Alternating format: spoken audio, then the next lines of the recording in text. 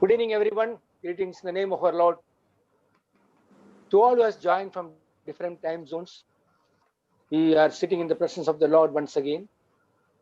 Welcome once again to this wonderful session on the church history and the origins of the Bible. We have been going through this in the past. Thank you for the Lord allowing us to be sitting in presence and listening to the Lord's servant. We should consider ourselves blessed to have our dear Lord's servant educating us on this subject. What a wonderful expositions we had in the past sessions, even though some of them shook our beliefs. We had on a few counts. At least for me, it was so. I do not wish to say more, as I do not count myself competent enough to discuss this subject. Let us thank God for giving Dr. Johnson C. Philip enough physical strength and spiritual strength to take these classes in spite of his physical ailments. Let's look to the Lord in prayer. Our Lord and loving Heavenly Father, we worship and thank you for allowing us to gather once again in your presence to study your word. Thank you for your Son, and our Lord, Savior, Lord Jesus Christ. Thank you for his sacrifice on the cross of Calvary, through which we have been redeemed and has been made heirs and co-heirs with your Son. We thank you for the ministry of TERC, which has been a blessing to us in these days of pandemic. As the world is going through a terrible phase, we thank you for the divine peace which you have given us and blessed us with as your children. Thank you for enabling your dear servant, Dr. Johnson C. Philip, who could teach us the past few sessions as to how we need to be aware about the facts of the origins of the Bible as well as the church history. We pray for your grace on him as we continue his sessions this evening. We thank you for the grace that was shown to him in the past. We thank you for taking care of him in spite of his physical weaknesses and allowing him to be fruitful in your vineyard. We thank you for all those who could gather from different time zones and different parts of the world this evening. Bless us with your word. We once again thank you for and pray that the ministry of pray for the ministry of TRC. We thank you for the various brethren who could laboring visibly and also behind the curtain for the ministry. Fill them with your grace so that we may be blessed and edified and dedicated Christians in in the coming days. Your Lord Tarries allows us to be more fruitful in your vineyard and the extension of your kingdom through these ministries also. You please take care of the control of the technology and affiliated requirements also. We seek your face once again, giving all glory, asking all these things in and through the most precious name of our Lord and Savior Jesus Christ. Amen. Amen. Forward to Dr. Johnson C. Philip, please.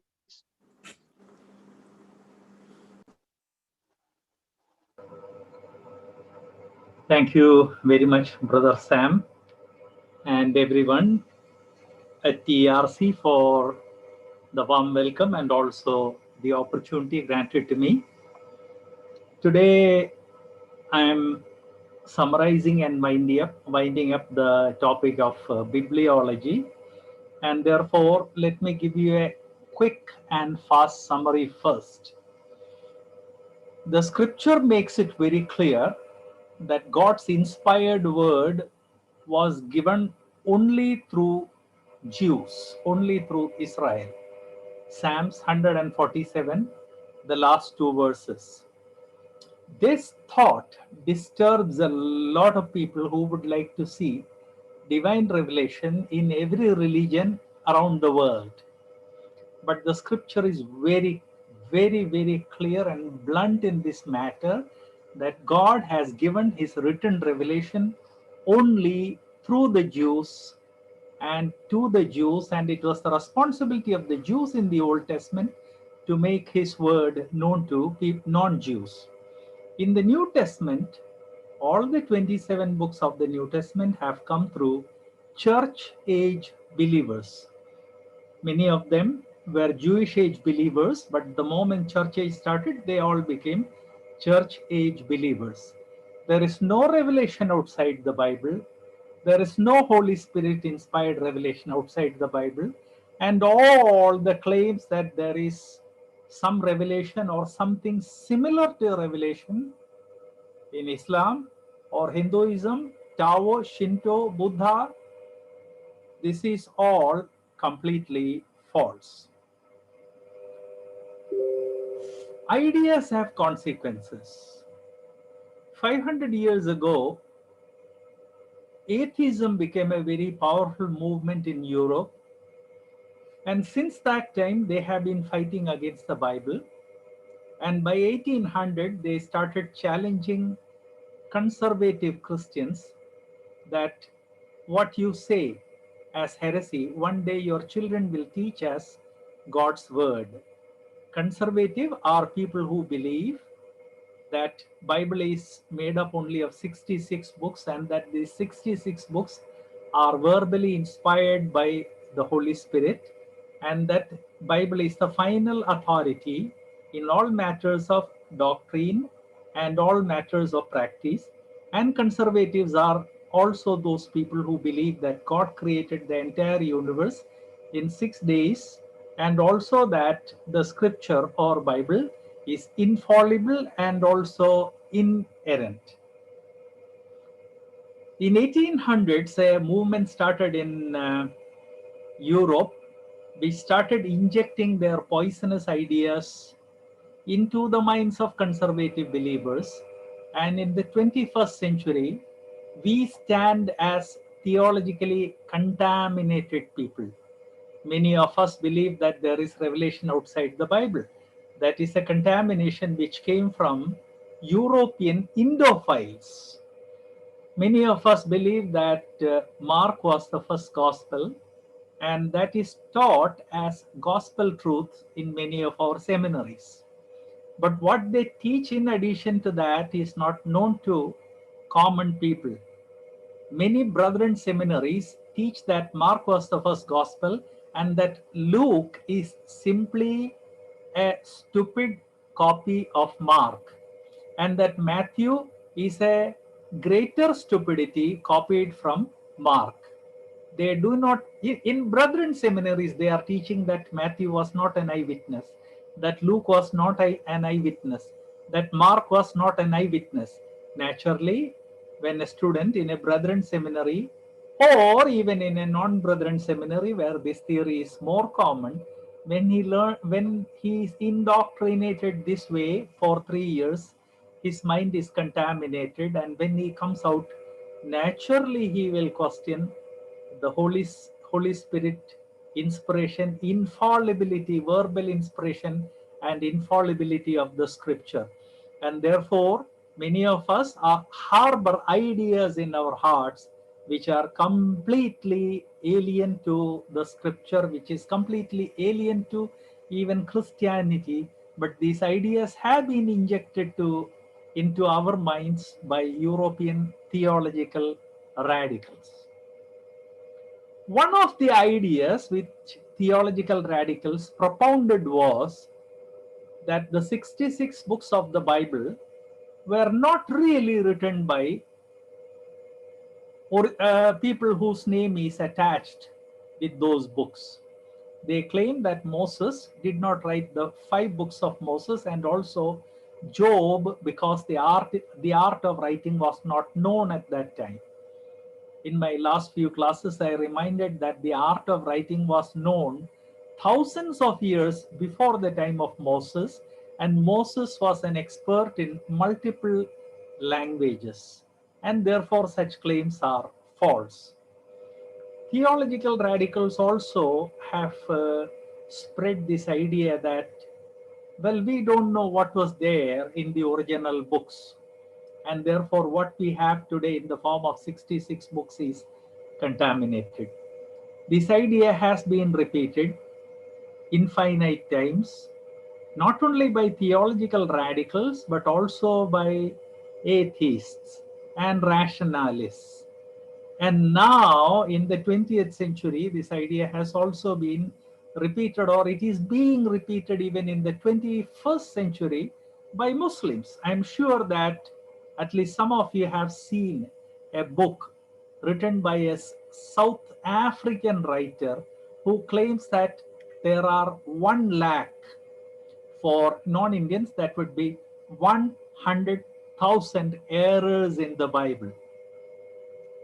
Because of so many claims against the Bible, Christian scholars started going worldwide to search for ancient copies of the Bible.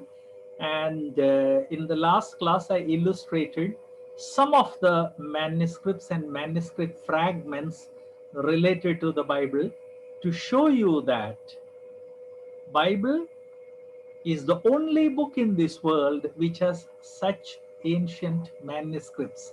The last book of the Old Testament was written in 400 BC, and the earliest copy that we have today was produced approximately in 300 BC.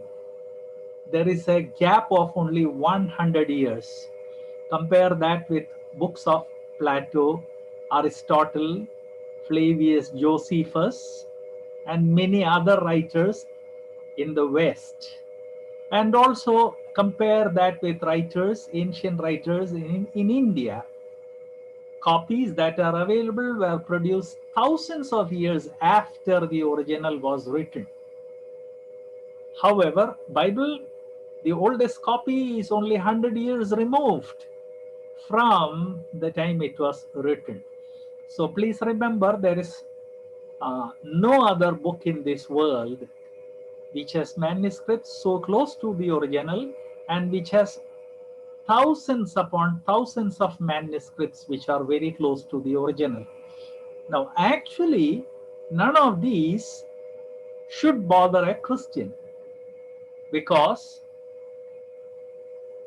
most of us who use English Bible or English Bibles, we use King James Version, which was translated approximately 550 years ago, and nobody has found any kind of major error in King James Bible. But after publication of King James Bible, once so many attacks started coming from around the world that no, you don't have the original and therefore KJV is wrong, KJV is full of error. That's the reason why Christians started going and searching for manuscripts. At the same time, if there is anyone here who is a KJV only person, I want to remind you, KJV only is an erroneous idea. Other than the original Hebrew, Aramaic, and Greek manuscripts, no other manuscript is verbally inspired. They have been translated by or copied by people who are illuminated by the Holy Spirit, but illumination is not verbal inspiration. So once Christian scholars started looking for ancient manuscripts, mostly to refute the arguments of theological radicals, atheists, and also rationalists and Muslims, they were able to find thousands upon thousands of manuscripts, and today the number stands at more than 25,000 manuscripts or manuscript fragments. In the last class, I mentioned some of the manuscript fragments. Today, I would like to mention tell you about some of the major manuscripts. This is a page from a very, very important manuscript known as Codex Sinaiticus. I hope you remember, I had reminded that originally everything was on scrolls. By AD 100, they discovered that instead of scrolls, if you cut leather into leaves and if you stitch them on one side, then you can write on both sides. On a scroll, you can write only on one side. On leaves, you can write on two sides. And this was the great-grandfather of present-day modern books. Codices became powerful tools to spread the word of God worldwide. This was found in the Sinai area, and that is why it is known as Sinaiticus. And it's one of the most important manuscripts of the Bible. In Mountain Sinai, there is a Greek Orthodox monastery, and a great Old Testament scholar known as Konstantin von Tischendorf visited this monastery. In 1844, when he visited the monastery, he was given a warm welcome, and as he was spending the time there, he saw a lot of leather leaves from many codices. So he got curious and he asked them what these leaves are. Hey, they said these are old and useless books which we are going to burn. It's very cold there during winters, so they were burning these old leaves to keep their monastery hot. It was rubbish, they said. Tischendorf had a look at them and he was stunned. This Old Testament scholar found that this was one of the oldest biblical manuscripts ever seen by man. He was stunned, he was happy, and he pleaded with them to sell that rubbish to him. Suddenly, the Christian priests who were running the monastery, they realized that this is something important. See, they claimed to be Christians, but this was their attitude to the Bible. They were going to burn it. And they said, no, no, no, we cannot give it to you. It is very valuable possession and this and this and this. But after much pleading, they gave him some pages. And eventually, some people were able to buy all the leaves, but by the time people were able to fulfill their financial demand and buy the leaves, many of those leaves were already sold to others. Last week, in my last class, I told you that ancient things, there's a big market for the collectors of ancient things. Whatever they get, at whatever price they are able to buy, they buy, and it goes into their personal library, never to be made available to the wider world. So in 1884, though he was able to get 129 leaves from that manuscript, he was not given the entire manuscript. Eventually, when they purchased whatever was available, a lot of leaves were missing, and those leaves were found in 1900s and even in 2000s. That is less than 20 years ago. And you would be surprised. Eventually, all those pages were put together. It's a very huge manuscript, 40 centimeters broad. That is, 40 centimeters would be 1 foot, and 3 inches broad, and 70 centimeters long. 70 centimeters means 28 inches tall. Almost the entire manuscript. That means whatever he could get. Other than that, almost the entire manuscript was in the hands of Soviet Union. The history, we can forget the history of how Soviet Union got it. In 1933, when Soviet Union wanted to raise a little bit of money, they sold this entire manuscript to the British Museum for 7.2 million pounds. In Indian money, that is today's equivalent. In today's equivalent, that would be 70 crores of rupees, 700 million rupees for one manuscript. If you think that the field of preserving the Bible, if you think that the field of getting the original manuscripts is an easy task, no, it's a very difficult task, and many people sacrifice their entire life to discover these ancient manuscripts, mainly to reply to the objections of Christian radicals, atheists, rationalists, and Muslims. Not that King James Bible is insufficient. It is not insufficient at all. It is sufficiently clear in all matters of doctrine and practice. But just to give a reply, solid reply to people who oppose, people have been going and collecting manuscripts. Tischendorf was a great man, and therefore he kept on looking for biblical manuscripts, and very soon he found out another manuscript which is known as Codex Vaticanus. Problem is, this was in Vatican Library, that is why it is known as Codex Vaticanus. It has 759 leaves in very thin and fine leather, and it was discovered by Tischendorf and many others. But I want to tell you, once they discovered it, they pleaded with Vatican Library to allow them to study this manuscript. They did not allow. Finally, in 1843, the Vatican Library allowed him to study for just for a few hours. In 1845, another scholar by the name of Tregelles was allowed to study it for a mere 6 hours. Another scholar was allowed to study it for a mere 1.5 hours.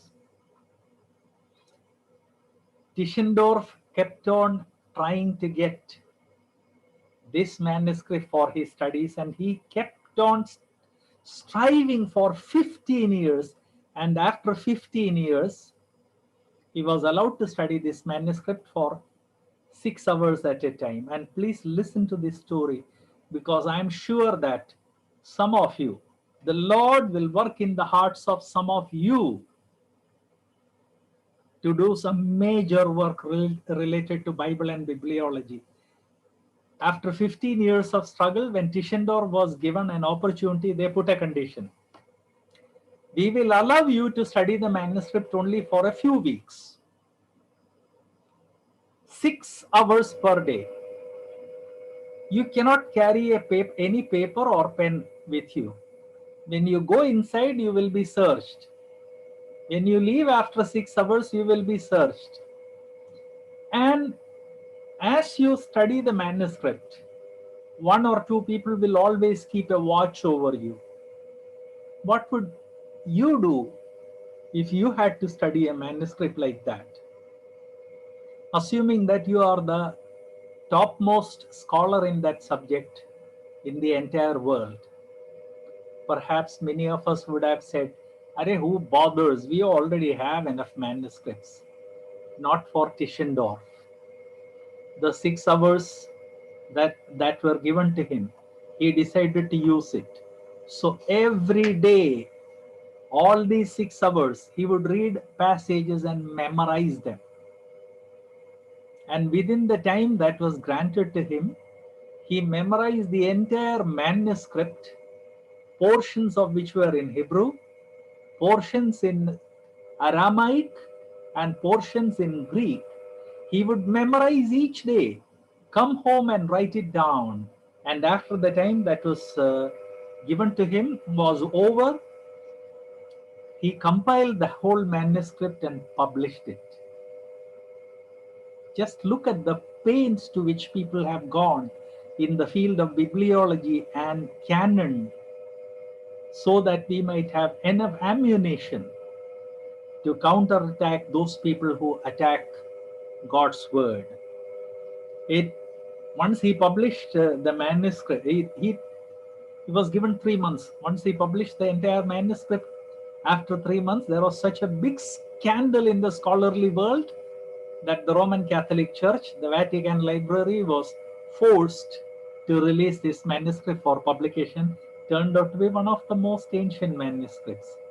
So again, let me remind you, those who attack the Bible, those who teach stupid things in theological seminaries, they are doing that because of the influence of theological radicals. But look at conservatives and how much work they have done in the defense of Christian faith, in the defense of the scripture. Another manuscript, which is a major one, is known as Ephraemi Rescriptus. I could not get a good copy. As I said, most of these manuscripts, even today, are held or controlled by monopolistic bodies. British Museum, which paid equivalent to 70 crores of rupees naturally they would be, they would want all the right into their own hands. If you want a photograph, you have to pay through your nose for the photograph of a single page. So I could not find a decent picture of Ephraimi Rescriptus, but Ephraimi Rescriptus is a uh, very good and accurate manuscript of the Bible. What I showed is not Ephraimi Rescriptus. I was just checking whether I was able to get a copy. Now, there is a story behind this manuscript. There was a father, a Syrian father known as Ephraim. Once he wanted to write his sermons, so he simply caught hold of an ancient manuscript and erased it. What was written on leather could be erased up to a great level. And then he wrote his messages and sermons on that ancient manuscript. Many hundred years after that, a student wanted to do research on Ephraimi Rescriptus. So he got permission and he was studying that manuscript, and suddenly he sort of raised the manuscript. Sunlight came through the paper, and suddenly he realized that, wow, there was an original manuscript which was erased by someone to write his book. And since it was erased by Ephraimi, it was known as Ephraimi Rescriptus, means Ephraimi erased and wrote it over. So this student became more interested in the ancient manuscript.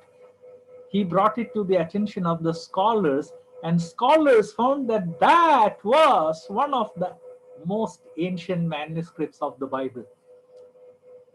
So what they did was, Tischendorf and others, they immediately made a copy of Rescriptus, Ephraimi Rescriptus. Then they erased what Father Ephraimi had written, and they restored the original manuscript. And that continues to be one of the most ancient manuscripts.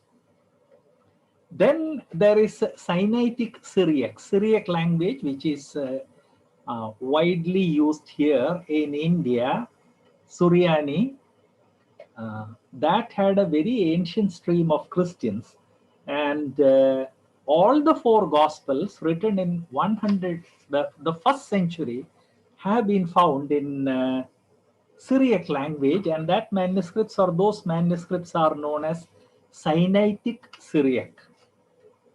Then I reminded you, a lot of people, they translated the Bible into the Egyptian language. That translation is known as Peshitta, and more than 250 manuscripts are available. And then I would like to draw your attention to what is known as the Oxyrhynchus Pepyri. Oxyrhynchus Pepyri is a collection of very large collection. I'm sorry. This is a copy of Ephraimi Rescriptus. This is a copy of what is known as Bodmer Pepyri. But before Bodmer, let me say a few words about the Oxyrhynchus Pepyri. Oxyrhynchus Pepyri is a very large group of manuscripts. They were found in a rubbish dump. Scholars found thousands upon thousands of manuscripts, and within those thousands of manuscripts, at least 5,000 of 5,000 pages were copies of the ancient Bible. And then in Egypt, in 1952, about 22 papyrus books, they were found by a very rich man known as Martin Bodmer, and therefore this manuscript is known as Bodmer Pepyri. Again, Bodmer Pepyri is a very, very ancient manuscript of the Bible written in 2nd century. Then there are manuscripts. There is a manuscript known as Codex Washingtonensis, and then there is a very important one known as Chester B.T. Pepyri, Chester Beatty was again a very wealthy man, and in 1931 he was shown leaves which contained very old manuscripts of the Bible, and he simply collected all what he could buy from those people.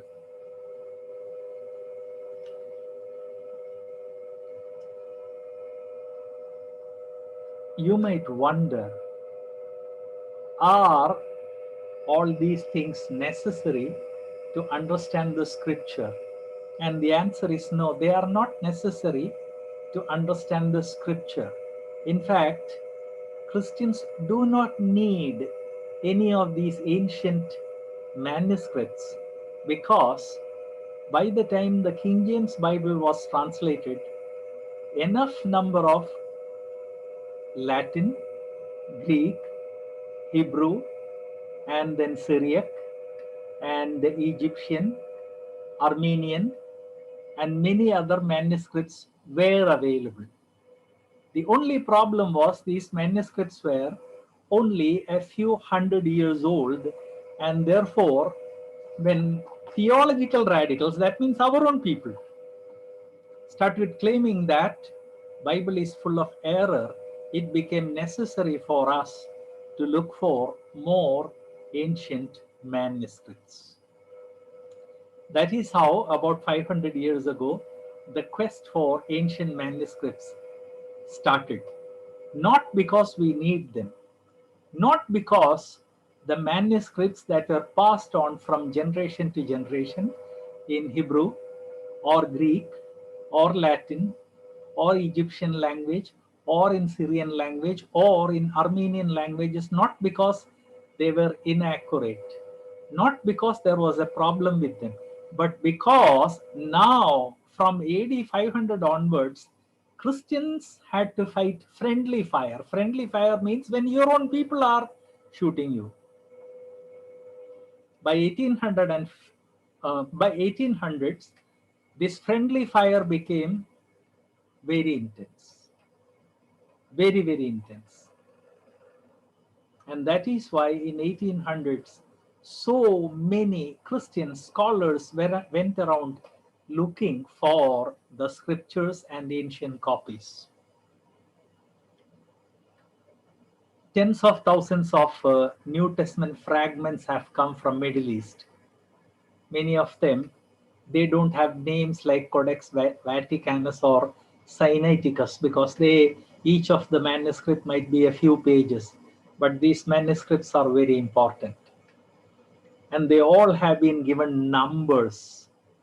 I'm not going to mention any of them here, because a general acquaintance with what is available and what has been discovered is sufficient for most of us.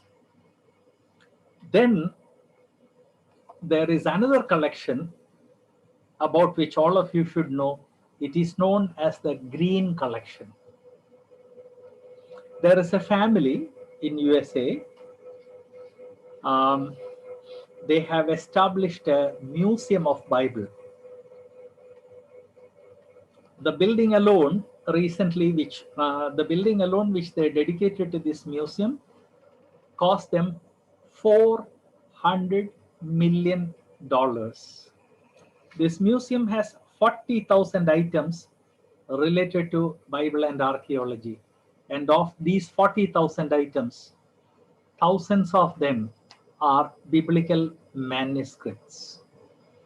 This family was richly blessed by the Lord. They have a company in America known as Hobby Lobby. They got billions, not millions, billions. They made billions, and they made billions. They invested billions to collect everything that they can get from biblical lands related to biblical history and biblical manuscripts. Not because Christians are asking for it. We accept the Bible as word of God. We don't doubt it. But it is our own people who claim to be Christians, but actually theological radicals, who keep on firing friendly ammunition against conservative Christians. And that's why individuals and also very wealthy families like the Green family, they have been investing billions of dollars to buy everything that they can buy related to the Bible. The biggest blessing of the Freer collection is that in the Museum of the Bible, everything that is displayed is openly available for study and photograph, to take photographs. This museum was opened in 2017, and anyone here who is based in USA or who is ever able to visit USA, I would advise you to keep away a day or two to visit the Museum of Bible, spend a little time there, take photographs, so that, as I said, a strong defense for the scripture is created.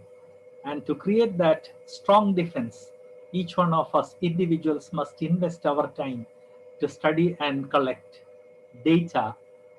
Though a vast amount of data is today buried in deep crypts, totally unavailable, still what the Lord has made available is amazingly large, and a large number of people will be needed to study them. There is another collection known as the Freer collection, and the Freer collection is made of manuscripts which were produced in 1st century. So you may ask Brother Johnson, okay, you told about Old Testament. The oldest manuscript we have is only about 100 years later than the original. What about the New Testament? The first book of the New Testament, Mark, was written by AD 35. The first book, Matthew, was written. See how ideas have consequences. Even I unknowingly said Mark because from my childhood I've been hearing that. The first book of the Bible, and that is of the New Testament, that is Matthew. It was written in AD 35. And when St. Thomas came to India, he brought a Greek and also probably a Syriac copy of Matthew's Gospel, Aramaic copy of Matthew's Gospel with him. So if the first book of New Testament was written in AD 35, how close are we? The earliest New Testament manuscript available today was produced in AD 50. Only a 15-year gap. Actually, older manuscripts are available, but scholars do not allow people to release those manuscripts. So what is the current situation? The current situation is that no ancient book in this world is represented by so many manuscripts, and no ancient book has so many surviving manuscripts. You may say, okay, Brother Johnson, accepted. But we hear a lot of people claim that whatever manuscript is available, or whatever manuscripts are available, they contain many errors. Particularly this South African man is very fond of claiming, this Muslim guy is very fond of claiming that there are 100,000 errors in the Bible. That is absolutely wrong. This is my name in Hindi language. It can be written in 1, 2, 3, 4, 5, 6 different ways. Which of them is accurate? As far as proper names are concerned,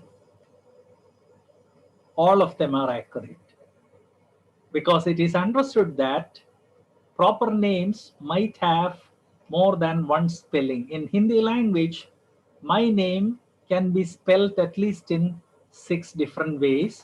I could have taken a little more time to make it 10 varieties, but I think this is sufficient to illustrate that a name can have more than one spelling. When the New Testament was copied, if the copy was made by a Jew, if it was made by a Syrian, if it was made by an Egyptian, names they often used whatever name was popular in their country. Oh, you may say, brother, that's a very serious error. Are they not tampering with the Bible? No. Please remember, when the Bible is translated into various languages, each person tries to adapt it into a form which is suitable for readers in that language. So when the New Testament writers wrote about Jonah, in the New Testament they used a Greek pronunciation. And when that Greek pronunciation was copied by an Egyptian for his people, he used a spelling which was common in Egypt. When it was copied by an Armenian, he used a pronunciation, he used a spelling which was common there. They were not tampering with the Bible. People who translate the Bible, they are not tampering. In the same way, when people who copy the Bible for people of a culture, a certain culture, if they adapt the names to their culture, they are not tampering with the Bible. So this guy, this Muslim guy who claims that there are 100,000 errors in the Bible, what he's saying is that there are variations in the spelling of names between manuscripts. Well, these are not errors. These are adaptations into various cultures. There is another problem. If you find one Greek manuscript with one spelling of a name, and if you find 100 copies, and if those 100 have a different spelling, this Muslim counts that as 100 errors. They are simply inflating and exaggerating attacks against the scripture. So what exactly is the situation?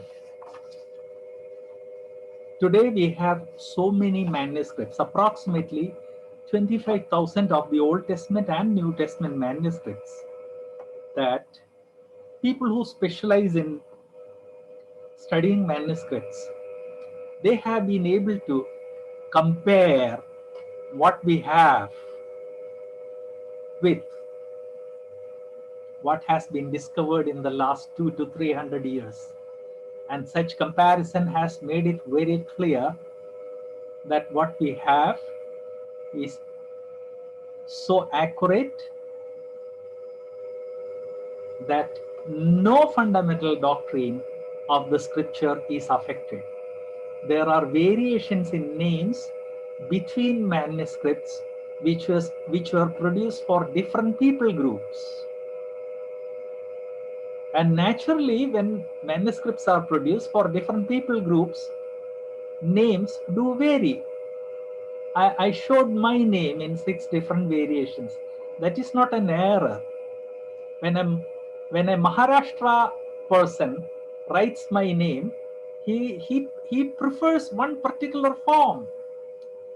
See, the first one is preferred by Malayalis. The second one is preferred by Madhya Pradesh Walas.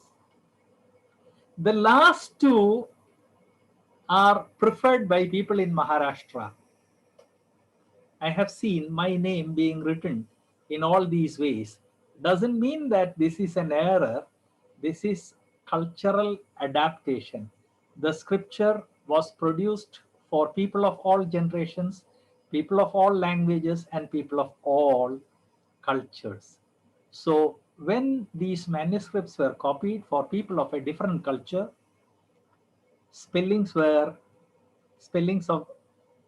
preferred by that culture were used. It is not an error. It is an understandable adaptation by the writers.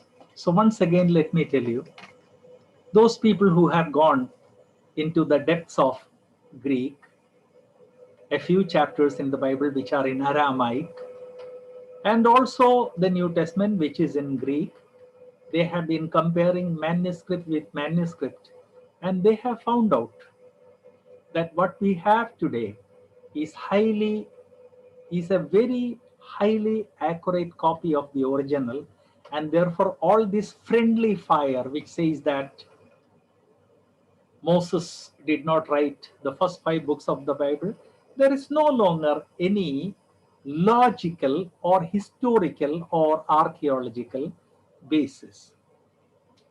I felt the need to include this portion in great detail in bibliology because, as our brother who was leading, Brother Sam who was leading, during his prayer, he said that some of the ideas in our minds were challenged. Yes, in the last 170 years, a lot of poisonous ideas have been injected into our minds.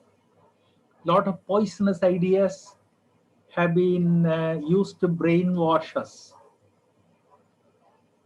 Friendly fire, people claiming that there are a lot of errors in the Bible. Everything is absolutely false.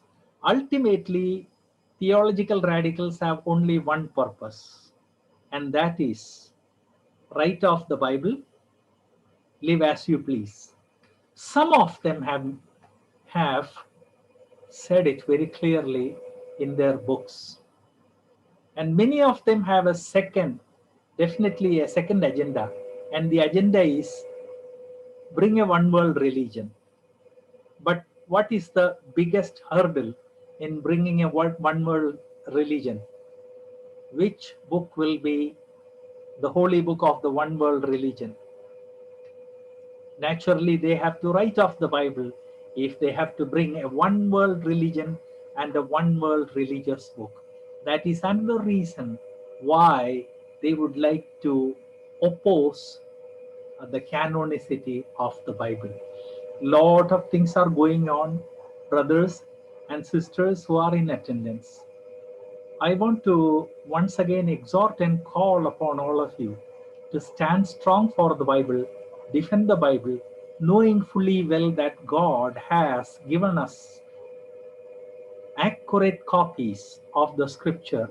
We have nothing to worry about. I'll be giving a few minutes for questions if anyone has any question which remains unanswered. But before that, let me tell you one more story before I close. The biggest atheist publishing house in this world is known as Prometheus. They used to send their books to me for review, knowing well that I'm a theist. One of the books is titled Leaving the Fold.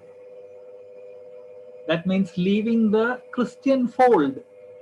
As I was reading it, I was stunned to discover that one of the translation consultants and one of the top fellows in United Bible Societies. UBS is the mothership of all the Bible societies in the world. One of the translation consultants and one of the top guys in UBS was an atheist. He started as a Christian, he became a theological radical, he became an atheist, and even after he became an atheist, he continued to serve in the Bible Society. Today, the Christian community has been contaminated by such people. Even in conservative seminaries, they are teaching that God's word is not true. Canon, well, we cannot be sure of the canon. Accuracy, well, it doesn't have to be accurate. People who are listening, who have been listening to bibliology, once again, I want to exhort you. If things go this way, that means if we don't defend the scripture in our generation, the next generation will be brought up with the belief that, well, there are so many religious books, Bible is only one among them. That's not true. Bible is the verbally inspired word, inerrant and infallible scripture given to us by the Holy Spirit. May the Lord help you to understand these things. God bless you.